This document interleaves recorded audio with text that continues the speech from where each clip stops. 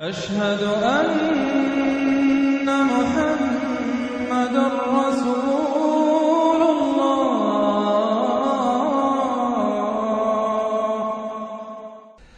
اب ہم اللہ کے نام سے قرآن حکیم میں مکی اور مدنی صورتوں کا جو دوسرا گروپ ہے اس کی مدنی صورتوں کے جوڑے کا مطالعہ شروع کر رہے ہیں۔ مکیات اس دوسرے گروپ میں دو ہیں، سورۃ الانعام، سورۃ الاعراف، جن کا مطالعہ ہم کر چکے، اور میں نے ابتدا ہی میں عرض کیا تھا کہ یہ گروپ اس اعتبار سے متوازن ہے کہ اس میں دو ہی سورتیں مکی ہیں، دو ہی مدنی ہیں۔ انفال اور توبہ یہ دو مدنیات ہیں۔ ان کا جو ربط اور تعلق ہے اس گروپ کی مکی صورتوں کے ساتھ، پہلے تو اس کو سمجھ لیجئے۔ ہم دیکھ چکے ہیں سورہ انعام اور اعراف میں کہ ان میں اتمام حجت ہوا ہے بنو اسماعیل پر یا مشرکین عرب پر۔ اس اتمام حجت کے بعد اللہ کا جو ہمیشہ سے ضابطہ اور قاعدہ رہا ہے، قانون رہا ہے کہ کسی رسول کے بھیجے جانے کے بعد اور اس کی جانب سے اتمام حجت کے کیے جانے کے بعد بھی اگر کوئی قوم کفر پر اڑی رہے بحیثیت مجموعی تو اس پر عذاب الہی آتا ہے، عذاب استیصال۔ اگرچہ یہ عذاب مختلف شکلوں میں آیا، کہیں کسی قوم کو ان کے اپنے ہی علاقوں میں سیلاب بھیج کر اور غرق کر دیا گیا جیسے حضرت نوح علیہ السلام، کہیں کوئی بہت تیز آندھی بھیجی اور اس کے نتیجے میں جیسے کہ قوم عاد کے اوپر عذاب آیا، کہیں زلزلہ آیا، کہیں آسمان سے پتھراؤ ہوا جیسے کہ عمورہ اور صدوم کی بستیوں پر ہوا، کہیں جیسا کہ آپ کو معلوم ہے کہ آل فرعون کو ان کے محلوں سے اور گھروں سے نکال کر لا کر سمندر میں غرق کر دیا۔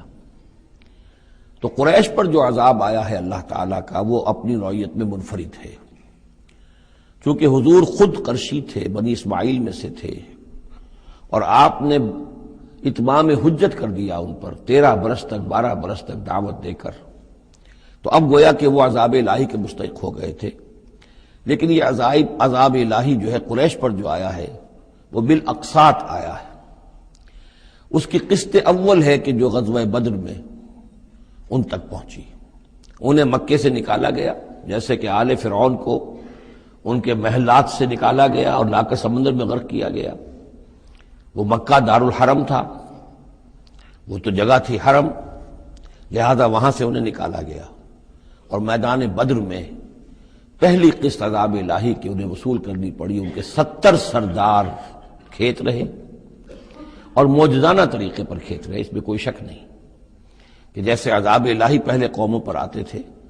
اسی طرح کا معاملہ یہ ہوا ہے کہ تقریباً نہتے 313 میں سے صرف 8 افراد کے پاس تلواریں تھیں، اور ادھر سے 1000 پوری طرح کیل کانٹے سے لیس ہو کر آئے تھے۔ تو اللہ کی خصوصی مدد تھی کہ جس سے یہ عذاب آیا ہے اصل میں قریش کے اوپر، اور تقریباً تمام بڑے بڑے نامور سردار جو ہیں وہی میدان میں کھیت رہے، 70 ان کے قیدی ہو گئے۔ ابھی زخمی کتنے ہوئے ہوں گے انہیں بھی آپ ذہن میں رکھیے۔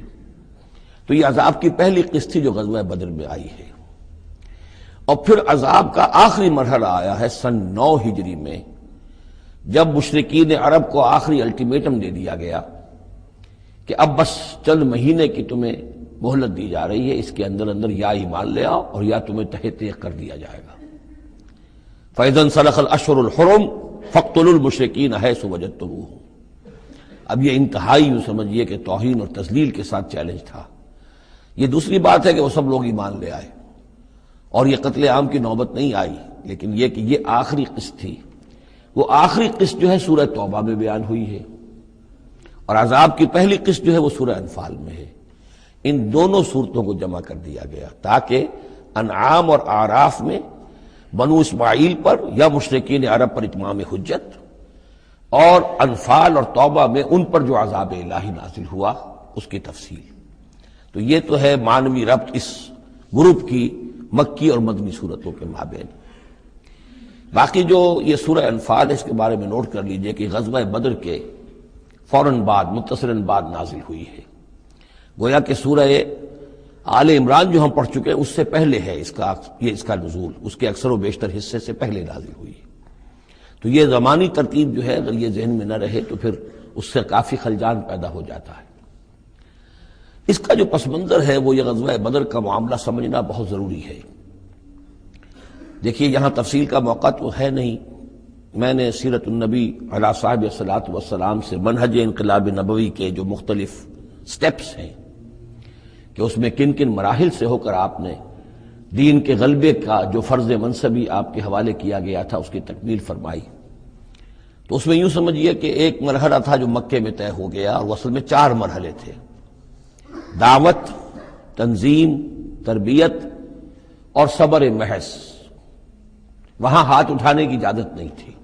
ہم پڑھ آئے ہیں، سورہ نساء میں آ چکا ہے کہ اس وقت حکم تھا کفو ایدیکم، اپنے ہاتھ بندھے رکھو، تمہارے چاہے ٹکڑے اڑا دیے جائیں، تمہیں زندہ جلا دیا جائے، تم کوئی انتقامی کارروائی تو دور کی رہی، مدافعانہ کارروائی بھی نہیں کرو گے۔ No raising of hands even in self defence. یہ 4 مراحل تھے جو چلتے رہے تا آ کے ایک طرف تو حضور کے پاس جانثاروں کی ایک جماعت تیار ہو گئی جو سرد و گرم چشیدہ تھے، ہر طرح کے حالات میں سے گزر چکے تھے، سختیاں جھیل چکے تھے، قربانیاں دے چکے تھے، ان کے اخلاص مع اللہ میں کسی شک و شبے کی گنجائش نہیں تھی، ان کے دل جو ہیں خالص ہو چکے تھے اللہ کے لیے۔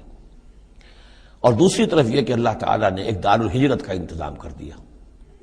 کھڑکی کھول دی مدینے کی طرف، ہجرت کا اہتمام ہو گیا تاکہ اہل ایمان کو وہاں سے نکال کر اور مدینے میں لے آیا جائے۔ اب یہاں سے اقدام ہو، اسی لیے ہجرت فرض کر دی گئی کہ اب تمام مسلمان یہاں آ جائیں۔ ظاہر بات ہے کہ ہجرت جو ہے وہ فلائٹ نہیں تھی، وہ کوئی فرار نہیں تھا، بھاگ کر جان بچانا نہیں تھا۔ مغربی مورخین تو اسی نام سے اس کو یاد کرتے ہیں۔ وہ تو اصل میں یہ تھا کہ ایک جگہ اگر اس کام کے لیے موضوع نہیں ہے تو کوئی اور بیس، آلٹرنیٹ بیس اگر مل جائے تو وہاں سے اپنا آفینسو جو ہے، آخری فیصلہ کن اقدام جو ہے وہاں سے لانچ کیا جائے۔ لہذا مدینے میں آ کر حضور نے صلی اللہ علیہ وسلم صرف 6 مہینے لیے ہیں انٹرنل کنسالیڈیشن، کہ اب آپ آئے ہیں، نئے آئے ہیں، مہاجرین نئے آئے ہیں، تو ایک تو یہ کہ ان 6 مہینے میں آپ نے مسجد نبوی تعمیر کر لی، مرکز بن گیا،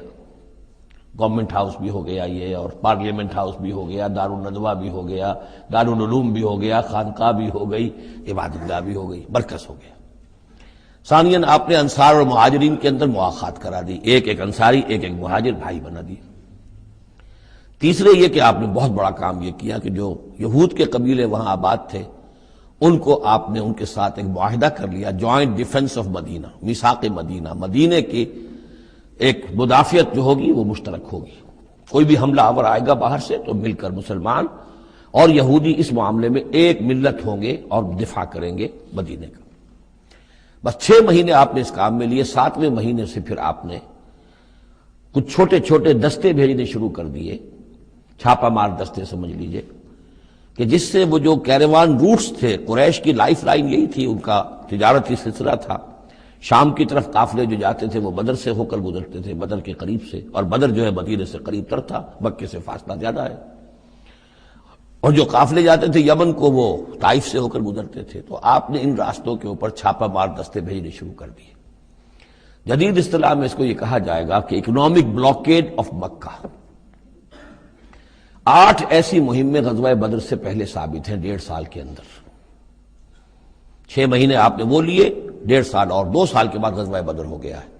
تو یہ 1.5 سال میں 8 مہمیں، جن میں سے 4 میں کہ حضور خود بھی بنفس نفیس شریک رہے ہیں، اس لیے وہ غزوات کہلاتے ہیں، اور 4 وہ ہیں کہ جن میں آپ نے صرف کچھ لوگوں کو بھیج دیا ہے کسی امیر کے تحت، وہ سرایا کہلاتے ہیں۔ تو یہ جو صورتحال ہوئی، اور اس میں یہ بھی ہوا کہ حضور جہاں جاتے تھے خود تو وہاں کے قبائل سے آپ معاہدے کر لیتے تھے۔ اب یا تو وہ جو قبائل جو تھے مقامی، پہلے تو وہ قریش کے حلیف تھے، اب یا تو وہ حضور کے حلیف ہو گئے، مسلمانوں کے حلیف ہو گئے، تو قریش کی طاقت کم ہوئی، مسلمانوں کی بڑھ گئی، یا یہ ہے کہ وہ نیوٹرل ہو گئے کہ ہم نہ قریش کی مدد کریں گے آپ کے خلاف، نہ آپ کی مدد کریں گے قریش کے خلاف، نیوٹرل ہو گئے۔ اس سے بھی یہ ہے کہ قریش کا جو حلقہ اثر تھا، سیاسی زون آف پولیٹیکل انفلوئنس، وہ کم ہو رہا ہے۔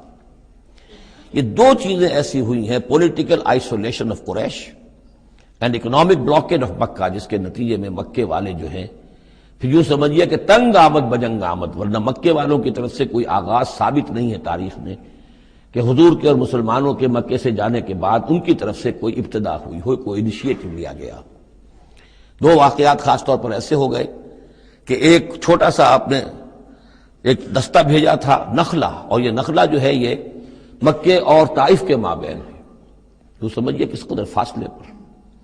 اور وہاں مٹ بھیڑ ہو گئی۔ جو مسلمان وہاں بھیجے گئے تھے ان کے کفار کے ساتھ، وہاں ایک مشرک مکے کا مارا گیا، ایک کو انہوں نے قید کیا، ساتھ لے آئے، کچھ سامان جو ان کا تجارت تھا وہ بھی لے آئے، وہ مال غنیمت سمجھ کر۔ تو حضور اگرچہ ناراض ہوئے کہ میں نے تمہیں لڑنے کا حکم نہیں دیا تھا، میں نے اس لیے بھیجا تھا کہ وہاں رہو اور قریش کی نقل و حرکت سے ہمیں مطلع کرتے رہو، لیکن اب سچویشن پیدا ہو گئی، گویا کہ یہ چاہے ارادہ تھا یا نہیں تھا، ڈی فیکٹو شکل یہی ہوئی کہ اقدام ہو گیا مسلمانوں کی طرف سے، اب آغاز ہو گیا مسلمانوں کی طرف سے۔ ادھر جب ابو سفیان لے کر جا رہے تھے بہت بڑا قافلہ شام کی طرف، تو حضور نے اس کا تعاقب کیا، لیکن وہ تیزی سے نکل گئے تھے۔ لیکن جب واپس آ رہے تھے اور 50,000 دینار کا سامان تھا ان کے قافلے کے اندر، بہت لدا پدا قافلہ، انہیں یہ خطرہ ہوا کہ اب پھر محمد صلی اللہ علیہ وسلم اور ان کے ساتھی کہیں لوٹیں گے ہمیں اور ہمارے اوپر حملہ کریں گے، روکیں گے ہمارا راستہ۔ تو انہوں نے یہ کی دوہری حکمت عملی کی کہ ایک تو یہ کہ ایک سوار بھیجا آگے تیزی کے ساتھ دوڑایا کہ مکے جاؤ اور کہو کہ ہمارے قافلے کو خطرہ ہے محمد سے صلی اللہ علیہ وسلم، لہذا مدد بھیجو۔ اور ادھر یہ کیا کہ وہ عام راستہ جو تھا جو بدر سے ہو کر گزرتا تھا اسے چھوڑ کر ساحل سمندر کے ساتھ ساتھ نیچے سے ہو کر وہ نکل بھی گئے۔ اب وہاں مکے میں یہ دونوں چیزیں بیک وقت پہنچ گئیں، ایک طرف وہ نخلا سے لوگ روتے پیٹتے چیختے چلاتے ہمارا آدمی مار دیا محمد کے آدمیوں نے، وہ آ گئے، ادھر سے وہ آ گیا جو ابو سفیان کا بھیجا ہوا تھا ایلچی کہ دوڑو دوڑو دوڑو تمہارا قافلہ محمد لوٹنے والے ہیں اور یہ ہے اور وہ ہے۔ بس وہ وار کرائی وہاں ہوئی اور 1,000 کا لشکر جو ہے وہاں پر پھر جمع کیا گیا اور 900 اونٹ فراہم کیے گئے اور 100 گھوڑوں کا ایک رسالہ تیار کیا گیا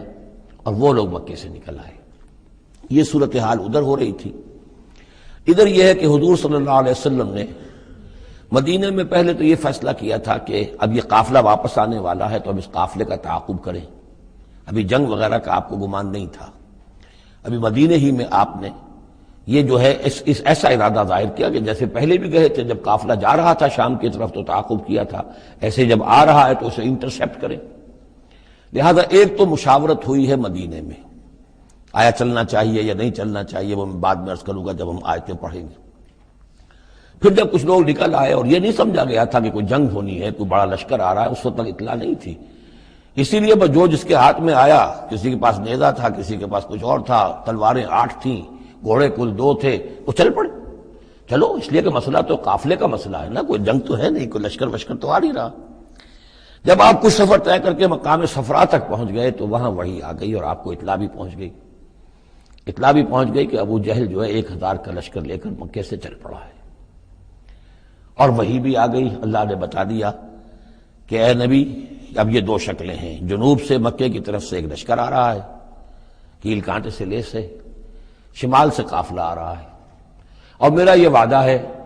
کہ ان دونوں میں سے ایک ضرور تم کو دے دوں گا، تم کو فتح حاصل ہو جائے گی، یہ میرے اہل ایمان کو بتا دیجئے اور ذرا مشورہ کیجئے۔ تو دوسری مشاورت جو ہے وہ مدینے سے نکل کر ہوئی ہے مقام صفرا میں۔ یہ اصل میں جو چیزیں اگر سامنے نہ ہوں تو پھر یہ بہت خلجان ہوتا ہے، اور اکثر لوگوں کو، مترجمین کو اور مفسرین کو بہت خلجان رہا ہے ان آیات کے سمجھنے میں۔ اور اس کے علاوہ جو ایک خلجان رہا ہے وہ یہ رہا ہے کہ ایک دور ہم پر ایسا گزرا ہے انگریز کے حکومت کے زمانے میں، اور خاص طور پر جب نئی نئی مغربی سائنس اور مغربی تہذیب کا ہم پر حملہ ہوا ہے، تو چونکہ مغرب کے لوگوں نے یہ کہا کہ یہ اسلام تو تلوار سے پھیلا ہے، بوئے خون آتی ہے اس قوم کے افسانوں سے، تو ہمارے ہاں کچھ مخلص لوگ تھے، نیک لوگ تھے جو چاہتے تھے کہ اسلام کو اور حضور صلی اللہ علیہ وسلم کی سیرت کو بچائیں، اس کی دفاع کریں۔ انہوں نے کہا نہیں اسلام تلوار سے نہیں پھیلا، حضور نے تو جو جنگیں کی تھی وہ صرف مدافعانہ تھیں، ان کے اوپر جنگ ٹھوس دی گئی تھی اور آپ نے کوئی اقدام نہیں کیا۔ اور ان میں سب سے بڑا کام کیا ہے ہندوستان میں مولانا علامہ شبلی نعمانی رحمۃ اللہ علیہ نے، میں ان کا نام ادب سے لوں گا اس لیے کہ سر سید احمد کے زیر اثر تھے، اور وہ جو جدید جو ابھی آیا تھا، جو مغربی افکار و خیالات اور تہذیب اور تمدن اور ویلیوز اور نظریات کا جو ریلا آیا تھا، اس کا مقابلہ کرنا آسان کام نہیں تھا۔ تو یہ اپولوجیٹک انداز اختیار کیا ہے شبلی نعمانی نے، اور اس میں یہ ہے کہ وہ جو ابتدائی جو 8 جو غزوات اور سرایا ہیں جو بدر سے پہلے ہوئے انہیں بالکل تقریباً نظر انداز کر دیا ہے، تاکہ یہ ثابت نہ ہو کہ انیشیٹو حضور کی طرف سے ہوا ہے۔ تو یہ چیز جو ہے میں سمجھتا ہوں کہ ایک خاص دور کا تقاضا تھی، وہ دور اب گزر چکا۔ اب اسلام کا یہ فکر کہ اسلام ایک مکمل دین ہے، یہ اپنا غلبہ چاہتا ہے، اور حضور کو بھیجا گیا تھا اس لیے کہ دین کو غالب کرے، اور دین کو غالب کرنے کی جد و جہد ایک انقلابی جد و جہد ہے۔ اس انقلابی جد و جہد میں جہاں پہلا مرحلہ یہی ہوتا ہے کہ پیسو ریزسٹنس ہو، اور پہلے تیاری کی جائے، دعوت، تنظیم، تربیت اور صبر محض کے ذریعے سے ایک قوت فراہم کی جائے، پھر دوسرا مرحلہ آتا ہے باطل کے ساتھ ٹکرانا پڑتا ہے، اور اس میں آگے بڑھ کر ٹکر مول لینی پڑتی ہے۔ یہ نہیں ہے کہ انتظار ہی کرتے رہیں، یعنی ایک جس کو ہم کہتے ہیں کو ایگزسٹنس، پیسفل کو ایگزسٹنس، حق و باطل کے درمیان نہیں ہو سکتی۔ حق کیسے تسلیم کر سکتا ہے کہ باطل بھی موجود رہے؟ ہاں، حق میں جان نہیں ہے، اہل حق جو ہیں بے جان ہیں، مردہ ہیں، تو مجبوری ہے، لیکن اگر اہل حق میں جان ہو تو وہ کیسے برداشت کریں گے کہ باطل جو ہے اس کا غلبہ رہے؟ ہاں، باطل جو ہے وہ نیچا ہو کر رہے، اگر وہ مغلوبیت کی شکل اختیار کر لے تو ٹھیک ہے، لیکن یہ کہ باطل کا غلبہ ہو اور اہل ایمان میں جان بھی ہو، تو یہ دو چیزیں جو ہیں یہ تو ایک دوسرے سے بالکل متضاد ہیں۔ جیسے حضرت ابوبکر نے فرمایا تھا ایبدل الدین وانا حی، کیا دین میں ترمیم کی جائے گی جبکہ ابھی میں زندہ ہوں؟ میرے جیتے جی دین کے اندر ترمیم یہ ممکن نہیں ہے۔ تو وہی بندہ مومن کی شان ہونی چاہیے۔ تو اصل حقائق الحمدللہ بہت اچھے طریقے سے واضح ہو چکے ہیں۔ بہرحال اتنا پس منظر جو ہے جان لیجئے، اور ایک خاص اسلوب جو ہے اس سورہ مبارکہ کا، اگرچہ یہ تقریباً ایک خطبہ ہے مسلسل 10 رکوع ہے، لیکن اس میں ایک خاص مسئلے کو نکال کر پہلے درمیان شروع میں لے آئے ہیں۔ اس کی بحث آئے گی تقریباً وسط میں جا کر، لیکن اس اسلوب کو یہاں نوٹ کر لیجئے، وہ اس لیے کہ یہی اسلوب ہے جس سے ہمیں سمجھنے میں مدد ملے گی سورہ توبہ کے جو ترتیب مضامین ہے، وہاں بھی بہت اشکال ہے، اور بہت سے مترجمین کو جدید دور کے جو زیادہ محنت نہیں کر سکے ہیں مسترجمہ مکمل کرنا، انہوں نے اپنے پیش نظر رکھ لیا تفسیر مکمل کرنی ہی ہے، لہذا وہ تیزی کے ساتھ وہ دقت نظر کا ثبوت نہ دے سکے تو اس میں بڑے خلجان پیدا کر دیے۔ وہ اسلوب کیا ہے کہ اس پوری بحث میں سب سے ایک نمایاں مسئلہ یہ ہو گیا تھا غزوہ بدر کے بعد کہ مال غنیمت پر مسلمانوں میں جھگڑا ہو گیا۔ پہلی جنگ تھی، غنیمت کی تقسیم کیسے ہوگی، اس کا قانون کیا ہے، اس کا ضابطہ کیا ہے، وہ معلوم نہیں تھا۔ اور یہ کہ عام طور پر جو عرب میں پہلے رواج تھا وہ تو یہ تھا کہ جس کے ہاتھ جو لگ گیا بس وہ اس کا ہے، وہ تو لوٹ مار جانتے تھے، کوئی باقاعدہ جنگ جو ہے وہ تو ان کے ہاں اس طریقے سے منظم کوئی تنظیم تو تھی نہیں، تو جو جس کے ہاتھ لگ گیا۔ اب لوگوں نے یہ سمجھا غزوہ بدر میں جس نے جو کچھ مال غنیمت جمع کیا وہ اس کا ہے۔ اب کچھ لوگوں نے کہا صاحب کہ ہم یہاں حضور کے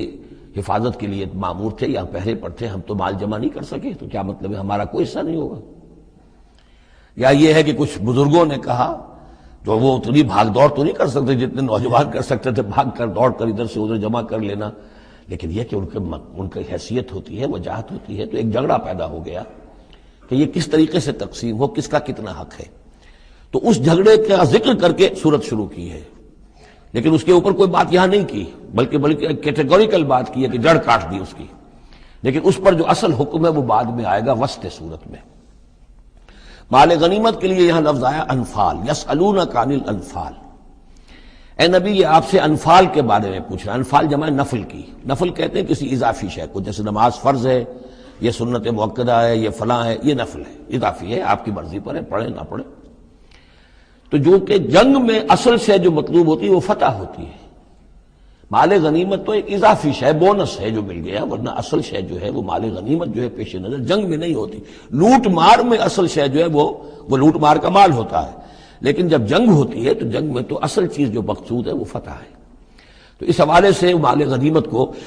انفال کے لفظ سے تعبیر کیا گیا، یسألونک عن الانفال، اے نبی یہ آپ سے پوچھ رہے ہیں مال غنیمت کے بارے میں، قل الانفال للہ والرسول۔ پہلے تو جڑ کاٹ دی مسئلے، کہہ دیں کہ یہ انفال کل کے کل اللہ اور اس کے رسول کے ہیں، تم میں سے کسی کا کوئی حق ہے ہی نہیں، لاؤ سب جمع کر دو۔ یہ فتح جو ہے تمہارے ہاتھوں نہیں آئی ہے، یہ اللہ کی خصوصی مدد سے آئی ہے، لہذا کسی کا کوئی حق نہیں۔ زیرو لیول پر لا کر پھر ان کو سنبھالنا آسان تھا، کہ جب معلوم ہو کہ سب کچھ ہاتھ سے دیکھے تو پھر تو ظاہر بات ہے کہ آدمی جو ہے جب ساری جاتی دیکھیے تو آدھی دیجیے بانٹ والی بات ہے، پھر وہ کم کے اوپر بھی راضی ہو گئے۔ لیکن پہلا مسئلہ یہی تھا، قل الانفال للہ والرسول واتقوا اللہ، اللہ کا تقوی اختیار کرو، واصلحوا ذات بینکم، اور اپنے آپس کے معاملات کو درست کرو، واطیعوا اللہ ورسولہ، اور اللہ اس کے رسول کی اطاعت کرو، ان کنتم مؤمنین، اگر تم مومن ہو۔ گویا کہ جڑ ہی کاٹ دی، کسی کا کوئی حق اس میں ہے ہی نہیں، یہ سب اللہ اس کے رسول کے لیے یعنی اسلامی ریاست کے لیے۔ اب یہاں جو آگے آیات آ رہی ہیں بڑی اہم ہے۔ بندہ مومن کی شخصیت کا جو حیولہ ہے اور بندہ مومن کی جو تعریف ہے، جامع ترین اور مختصر ترین الفاظ میں یہ آئی ہے سورہ حجرات میں۔ اس کے دو حصے ہیں، ایک تو ہے بندہ مسلم، مسلمان کے لیے تو 5 چیزیں ہیں، کلمہ شہادت، نماز، روزہ، حج، زکوٰۃ۔ لیکن حقیقی مومن کے لیے اس میں 2 اضافی چیزیں شامل کرنی پڑیں گی۔ وہ کیا ہیں؟ دلی یقین اور عملی جہاد۔ بندہ مومن کی شخصیت کے اندر یہ 2 رخ اور ہونے چاہیے۔ جو صرف مسلمان ہے، کلمہ شہادت، نماز، روزہ، حج، زکوٰۃ، بنی الاسلام علی 5، شہادت اللہ الہ الا اللہ وان محمد رسول اللہ واقام الصلاۃ وایتاء الزکوٰۃ وصوم رمضان وحج البیت۔ لیکن مومن انما المؤمنون الذین آمنوا باللہ ورسولہ ثم لم یرتابوا، یقین والا ایمان، دل میں ایمان، وجاہدوا باموالہم وانفسہم فی سبیل اللہ، اور جہاد کریں اپنی جان اور مال کے ساتھ اللہ کی راہ میں۔ اب یہاں یوں سمجھیے کہ سورہ حجرات کی اس آیت نمبر 15 میں جو ڈیفینیشن آئی ہے، جیسے پرکار ہوتی ہے، پرکار کو کھول دیا۔ ایک حصے کی کیفیات کو یہاں اس سورہ انفال کے شروع میں لے آئے ہیں، اور دوسری جہاد والی کیفیات کو سورہ انفال کے آخر میں لے آئے ہیں۔ تو یہ پرکار یہاں کھلی ہوئی ہے اس ڈیفینیشن کی۔ تو ایک حصہ ڈیفینیشن کا یہاں آ رہا ہے، انما المؤمنون الذین اذا ذکر اللہ وجلت قلوبہم، اہل ایمان، حقیقی مومن تو وہ ہیں کہ جب اللہ کا ذکر کیا جاتا ہے تو ان کے دل لرز جاتے ہیں۔ وَإِذَا تُلِيَتْ عَلَيْهِمْ آیَاتُهُ، اور جب انہیں اس کی آیات پڑھ کر سنائی جاتی ہیں، زادتہم ایمانا، ان کے ایمان میں بڑھوتری ہوتی ہے، اضافہ ہوتا ہے۔ وَعَلَىٰ رَبِّهِمْ يَتَوَكَّلُونَ، اور وہ اپنے رب پر توکل کرتے ہیں۔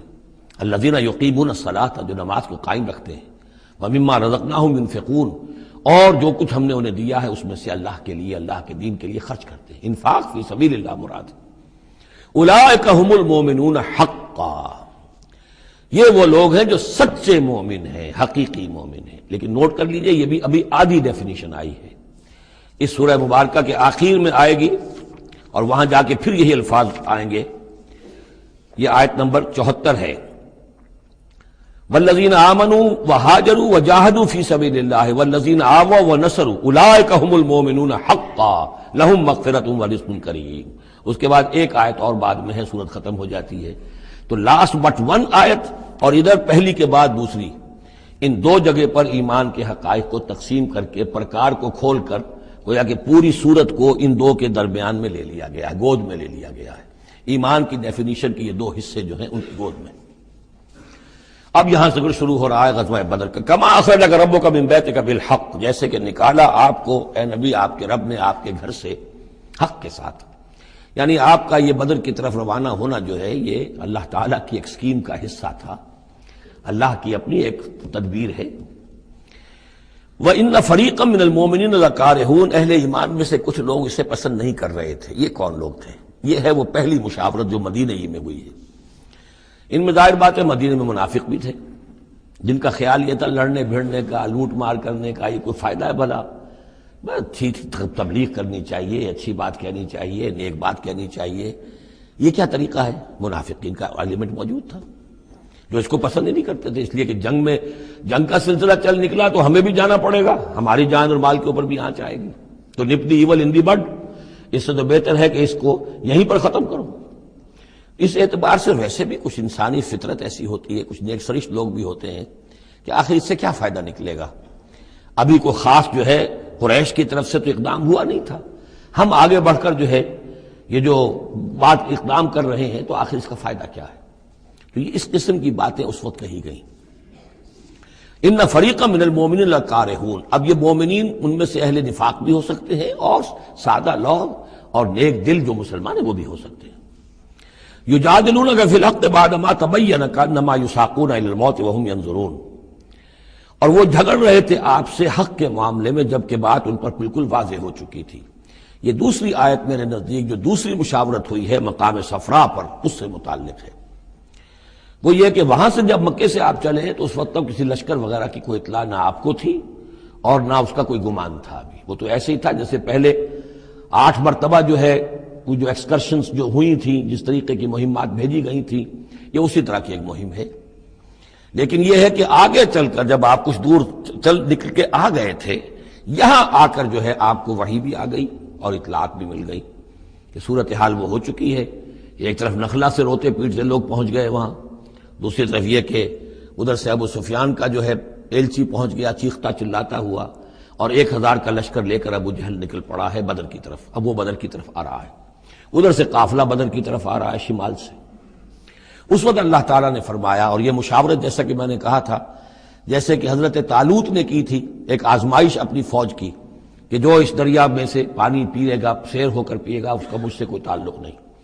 اسی طرح کا آپ نے مشاورت کا معاملہ اللہ تعالیٰ کے حکم سے مسلمانوں کے سامنے رکھ دیا۔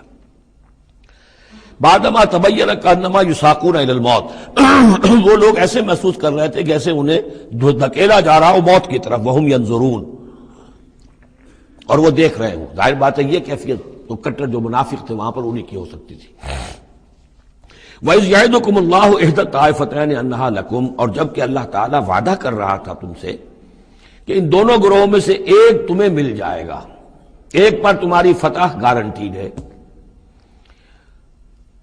وَتَوَدُّونَ أَنَّ غَيْرَ ذَاتِ الشَّوْكَةِ تَكُونُ لَكُمْ، اور اے مسلمانوں تم یہ چاہتے تھے کہ ادھر جاؤ جدھر کے کانٹا لگنے کا کوئی اندیشہ نہ ہو، اس لیے کہ بمشکل 50 یا 100 آدمی تھے اس قافلے کے ساتھ، اور اونٹ تھے بے شمار، اور جو میں نے آپ کو بتایا بہت بڑی مقدار کے اندر جو ہے 50,000 دینار کا جو مال تھا ان کے پاس، تو ان کو تو آسانی سے قابو کیا جا سکتا تھا، اس میں اندیشہ کم تھا۔ پھر دلیلیں بھی عقلی آ گئی ہوں گی کہ حضور ہمارے پاس تو کچھ ہتھیار بھی نہیں ہے، کچھ نہیں ہے، ہم تیاری کر کے مدینے سے نکلے ہی نہیں ہیں، تو اچھا ہے پہلے یہ کہ ہم جا کر ان پر قبضہ کر لیں تو ان کے ہتھیار بھی ہمیں مل جائیں گے، تو پھر لشکر سے لڑنے کے لیے ہم بہتر پوزیشن میں ہوں گے۔ تو عقل و منطق بھی یہ گویا کہ ان کے ساتھ تھی۔ وَيُرِيدُ اللَّهُ أَن يُحِقَّ الْحَقَّ بِكَلِمَاتِهِ، اور اللہ یہ چاہتا تھا کہ اپنے بات کو اپنے فیصلے کے ذریعے سے حق کا حق ہونا ثابت کر دے۔ وَيَقْطَعَ دَابِرَ الْكَافِرِينَ، اور کافروں کی جڑ کاٹ دے۔ یہ قطع دابر القوم الذین ظلموا، کافر قوم کی جڑ کاٹ دی گئی، جو ہم پڑھ کر آئے سورہ اعراف میں۔ اللہ کا ارادہ یہ تھا، اگر عام جو دنیاوی قواعد و ضوابط ہیں، فزیکل لاز ہیں، اس کے تحت یہ ہوتا تو اتنی بڑی بات ہی نہ ہوتی۔ اسے یوم الفرقان بنانا تھا کہ نمایاں ہو جائے کہ اللہ کس کے ساتھ ہے، حق کدھر ہے۔ اور یہ اسی وقت ہو سکتا تھا جبکہ یہ کنٹراسٹ برقرار رہتا کہ بے سر و سامان 313 گئے ہیں اور کیل کانٹے سے لے 1000 کے ساتھ ان کا مقابلہ ہوا ہے، اور پھر انہیں اللہ نے فتح دی ہے۔ لہذا اللہ کی مرضی کچھ اور تھی۔ یرید اللہ ان یحق الحق بکلماتہ ویقطع دابر الکافرین، اللہ چاہتا تھا کہ اپنی باتوں کے ذریعے سے حق کا حق ہونا ثابت کر دے اور کافروں کی جڑ کاٹ دے۔ یہ یحق الحق کا، تاکہ سچا ثابت کر دے حق کو، سچ کو، ویبطل الباطل، اور باطل ثابت کر دے باطل کو، باطل ہونا اس کا ثابت ہو جائے۔ ولو کرہ المجرمون، خواہ یہ مجرموں کو کتنا ہی ناگوار ہو۔ استستغیثون ربکم، یاد کرو جب کہ تم اپنے رب سے استغاثہ کر رہے تھے، دعائی دے رہے تھے کہ اللہ اب ہماری مدد فرما۔ فاستجاب لکم، تو اللہ نے تمہاری دعا کو قبول کیا تھا۔ انی ممدکم بألف من الملائکۃ مردفین، کہ میں تمہاری مدد کروں گا 1000 ملائکہ سے جو لگاتار آئیں گے، پے بپے آئیں گے۔ 1000 کا لشکر آیا ہے نا، تو 1000 فرشتے ہم تمہاری مدد کے لیے بھیج دیں گے۔ وما جعلہ اللہ الا بشرا، اور اللہ نے اس کو نہیں بنایا مگر تمہارے لیے بشارت، وَلِتَطْمَئِنَّ بِهِ قُلُوبُكُمْ، اور تاکہ تمہارے دل مطمئن ہو جائیں۔ وَمَن نَّصْرُ إِلَّا مِنْ عِندِ اللَّهِ، اور مدد تو اللہ کی طرف سے ہوتی ہے، فرشتوں کو بھیجے بغیر بھی وہ مدد کر سکتا ہے۔ کن فیکون کی شان کے ساتھ وہ جو چاہے کر دے، لیکن یہ کہ تمہارا جو اپنا ایک سوچنے کا انداز ہے بر بنائے طب بشری، تمہاری تسکین کے لیے ہم نے یہ شکل کر دی کہ 1000 دشمن آ رہا ہے تو 1000 فرشتہ تمہاری مدد کے لیے ہم بھیج دیں گے۔ ان اللہ عزیز الحکیم، یقیناً اللہ تعالیٰ سب زبردست ہے اور حکمت والا۔ اذ یغشیکم النعاس امنۃ منہ، جبکہ تم کو ڈھانپ لیا تھا ایک اونگ نے جو امن کی اور تسکین کا ذریعہ بن گیا اللہ کی طرف سے۔ یہ دو معجزے ہوئے ہیں خاص اس وقت، معجزے اس معنی میں کہ عام حالات میں یہ چیزیں نہیں ہوتی، لیکن اس میں کوئی خرق عادت نہیں ہے۔ معجزہ اس معنی میں نہیں ہے کہ اس کو چیلنج کر کے حضور نے دکھایا ہو، اس معنی میں نہیں، بس یہ کہ غیر معمولی اللہ کی نصرت کی شکلیں ہیں۔ ایک تو یہ کہ حالانکہ معاملہ بڑا یعنی سخت تھا، لیکن رات کو جا کے پڑاؤ پر مسلمان سوئے اطمینان سے، بڑی عمدگی سے نیند آئی، دل میں وہ دغدغہ نہیں تھا، اللہ پر اطمینان تھا، اللہ کے لیے نکلے تھے، لہذا ان کو وہ بے چینی اور تشویش اور کل کیا ہو جائے گا، رہیں گے کہ نہیں رہیں گے، زندگی ہوگی موت، کچھ نہیں، نیند آئی انہیں، اطمینان سے سوئے، صبح کو اٹھے تو وہ گویا کہ چاقو چوبند تھے۔ نمبر دو یہ ینزل علیکم من السماء ماء، اور جب کہ اتارا اس نے تم پر آسمان سے پانی، بارش ہو گئی، اس سے یہ ہوا لیطہرکم، تاکہ تمہیں پاک کرے، جنہیں غسل کی حاجت تھی غسل کر لیا، وَیُذْهِبَ عَنْکُمُ الرِّجْسَ الشیطان، اور دور کر دے تم سے شیطان کی نجاست کو، وَلِیَرْبِطَ عَلَىٰ قُلُوبِکُمْ، اور یہ کہ تاکہ تمہارے دلوں کے اندر بھی، بارش کے بعد جو فضا ہوتی ہے اس سے طبیعت کے اندر بھی ایک اطمینان اور سکون پیدا ہوتا ہے، ورنہ واقعہ یہ ہے کہ جہاں پر آ کر قریش پہلے ڈیرہ ڈال چکے تھے، پانی پر ان کا قبضہ تھا، اب یہاں پانی نہیں تھا، بارش ہوئی تو وہ نشیبی جگہ میں انہوں نے ایک اپنا حوض بھی جمع کر لیا، پانی بھی جو ہے وہ ان کے پاس فراہم ہو گیا۔ وَيُثَبِّتَ بِهِ الْأَقْدَامَ، اور پانی جب برسا تو مٹی دب گئی، مٹی کے جمنے کی وجہ سے پاؤں بھی دب گئے، وہ جگہ جو تھی وہاں پر جو ہے اہل ایمان جو مجاہدین تھے ان کے پاؤں قدم جمنے کی صورت پیدا ہو گئی۔ اِذْ یُوحِی رَبُّکَ إِلَى الْمَلَائِکَةِ، اور جب یاد کرو، گمان کرو، تصور کرو، جب کہ آپ کا رب وحی کر رہا تھا فرشتوں کو، انی معکم، وہ جو 1000 فرشتہ اللہ نے بھیجا، انی معکم، میں تمہارے ساتھ ہوں، فثبتوا الذین آمنوا، تو جاؤ اور اہل ایمان کے قدموں کو جما دو، اہل ایمان کے دلوں کو جما دو۔ سألقی فی قلوب الذین کفروا الرعب، عن قریب میں ان کافروں کے دلوں میں رعب ڈال دوں گا، ان پر دہشت طاری ہو جائے گی۔ فاضربوا فوق الاعناق، پھر مارنا ان کی گردنوں کے اوپر جیسے چاہے، واضربوا منہم کل بنان، اور مارنا ان کی ایک ایک پور پر۔ یعنی یہ کہ جب کسی شخص پر کوئی شخص دہشت زدہ ہو جائے تو اس کے اندر قوت مدافعت نہیں رہتی، پھر گویا کہ وہ جو بھی حملہ آور ہے اس کے رحم و کرم پر ہے، جدھر سے چاہے چوٹ لگائے، جدھر سے چاہے مارے۔ ذالک بانہم شاقوا اللہ ورسولہ، اور یہ سزا ان کو اس لیے دی جائے گی کہ انہوں نے مخالفت کی، ضدم ضدہ کی، دشمنی کی اللہ کی اور اس کے رسول کی۔ ومن یشاقق اللہ ورسولہ فإن اللہ شدید العقاب، اور جو اللہ اور اس کے رسول کا دشمن ہو جائے اور اس سے ضدم ضدہ کرے تو اللہ تعالیٰ بھی سزا دینے میں بہت سخت ہے۔ ذالکم فذوقوہ، دیکھو اب یہ قریش سے خطاب ہے، ذالکم فذوقوہ، دیکھو یہ آگے پہلی قسط وصول کرو، چکھ لو اس کو۔ وَأَنَّ لِلْكَافِرِينَ عَذَابَ النَّارِ، اور ابھی جو تمہارے یہ کھیت رہے ہیں ان کی سزا یہی ختم نہیں ہو گئی ہے، ان کے لیے جہنم کا عذاب ہے۔ یا ایھا الذین آمنوا اذا لقیتم الذین کفروا زحفا، اہل ایمان جب تمہارا مقابلہ ہو جائے کافروں سے میدان جنگ میں، یہ زحف کہتے ہیں جبکہ باقاعدہ دو لشکر ایک دوسرے کے سامنے مد مقابل بن کر آئیں، ایک چھاپا مار جنگ ہوتی ہے، جیسے کہ 8 جو پہلی اس سے مہمیں تھیں وہ جنگ کی شکل نہیں تھی بلکہ وہ مہمیں تھیں چھاپا مار، لیکن اب یہ پہلی مرتبہ جنگ ہوئی ہے، لہذا اس کے حوالے سے بات ہو رہی ہے۔ یا ایھا الذین آمنوا اذا لقیتم الذین کفروا زحفا فلا تولوہم الادبار، تو تم ان کو پیٹھ مت دکھاؤ، پیٹھ مت موڑو، مطلب یہ کہ کھڑے رہو، ڈٹے رہو، مقابلہ کرو، جان چلی جائے لیکن یہ کہ پیچھے قدم نہ ہٹے۔ وَمَن يُوَلِّهِمْ يَوْمَئِذٍ دُبُرَهُ، اور جو کوئی بھی اس روز اپنی پیٹھ دکھا دے گا یعنی میدان جنگ سے بھاگے گا، دو استثناءات کے ساتھ، الا متحرفا لقتال، سوائے اس کے کہ یا تو وہ کوئی داؤ لگا رہا ہو جنگ کے لیے، جیسے دو آدمی بھی جنگ کرتے ہیں اور تلوار اور اس کے ساتھ، تو کوئی ذرا ادھر ہٹتا ہے، پیچھے کو ہٹتا ہے، وہ بھاگنا نہیں ہوتا بلکہ وہ تو در حقیقت ایک ٹیکٹیکل موو ہے، وہ تو ایک اپنے داؤ کے لیے ذرا پیچھے ہٹنا، اب اس وقت میسرہ کو پیچھے کر لیا جائے اور جو میمنہ ہے اسے آگے بڑھایا جائے، یہ بات اور ہے۔ اور متحیزا الی فئۃ، یا یہ کہ کوئی اور جمعیت ہے جس کی طرف جا کر ملنا ہے اور اس کے لیے ریٹریٹ ہو رہی ہے، تو آرڈرلی ریٹریٹ یہ ایک علیحدہ شے ہو جائے گی اور ٹیکٹیکل موو یہ علیحدہ شے ہو جائے گی۔ تو آرڈرلی ریٹریٹ اور ٹیکٹیکل موو، ان دو کے سوا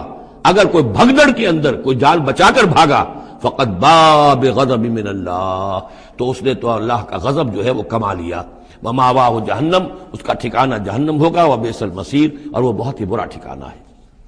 اب یہاں وہ بات آ گئی، فلم تقتلوہم، اے مسلمانوں تم نے انہیں قتل نہیں کیا، ولکن اللہ قتلہم، اللہ نے انہیں قتل کیا۔ ویسے تو یہ کہ فاعل حقیقی اللہ ہے، ہم جو کام بھی کرتے ہیں اور جس شے کے اندر بھی کوئی تاثیر ہے وہ اللہ ہی کی وجہ سے، لا فاعل فی الحقیقت ولا مؤثر الا اللہ۔ عام حالات میں بھی یہ، لیکن یہ خاص حالات تھے جن میں اللہ تعالیٰ کی خصوصی مدد آئی ہے۔ فلم تقتلوہم ولکن اللہ قتلہم وما رمیت اذ رمیت ولکن اللہ رما۔ اور اے نبی، آپ نے بھی جو کنکریوں کی مٹھی بھر کر پھینکی تھی، آپ نے کنکریاں لی اپنی مٹھی میں اور پھینکا کفار کے لشکر کی طرف، شاہت الوجوہ، چہرے جو ہے بگڑ جائیں۔ تو یہ پتہ نہیں کہاں تک اللہ نے ان کنکریوں کو پہنچایا ہے۔ تو فرمایا، اور آپ نے جب وہ کنکریوں کی مٹھی پھینکی تھی، ما رمیت اذ رمیت، آپ نے نہیں پھینکی تھی، ولکن اللہ رما، یہ تو اللہ تعالیٰ نے پھینکی تھی۔ ہاتھ ہے اللہ کا، بندہ مومن کا ہاتھ۔ وَلِيُبْلِيَ الْمُؤْمِنِينَ مِنْهُ بَلَاءً حَسَنًا، تاکہ اللہ تعالیٰ اہل ایمان کے جوہر نکھارے، ان کے اندر کی چھپی ہوئی جو صلاحیتیں ہیں، مخفی ہیں، انہیں اجاگر کرے۔ یہ ذرا نوٹ کر لیجئے، بلا یبلو کے معنی ہوتا ہے آزمانا، تکلیف میں ڈال کر کسی آزمائش میں۔